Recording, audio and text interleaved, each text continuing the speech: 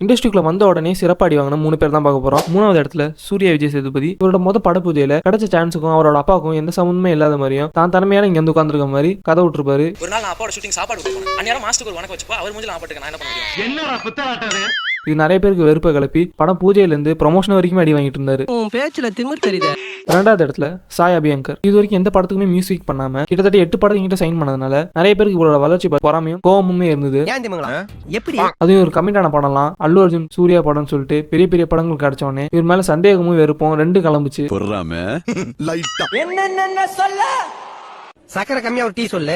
முதல் இடத்துல இருக்குது அஸ்வின் குமார். அவரோட முதல் படமான என்ன சொல்ல போகிறாயோட மூவி ப்ரொமோஷன்ல நான் பெருமைக்கு சொல்ல ஒரு கிட்டத்தட்ட ஒரு 40 கதை கேட்டேன். 40 கதையில தூங்கிட்டேன். 10 இண்டஸ்ட்ரி விட்டு கொடுத்த மாதிரி திமிராவே வாய் விட்டுருப்பாரு. அதனால என்ன ஆச்சுன்னா பாவம் மனுஷன் அடுத்த படத்தோட ப்ரொமோஷன்ல ரொம்ப எமோஷனலாவே பேசியிருப்பாரு. படம் ஷூட்டிங் போகும்போது என்னோட டிராவல் ரொம்ப பேடா இருந்தது. இப்போ நிறைய பேர் எனக்கு என்ன சொல்றது, காலையில இருந்து படம் கட்டிட்டு இருக்க போனோம் எங்க போனோம் வந்துட்டு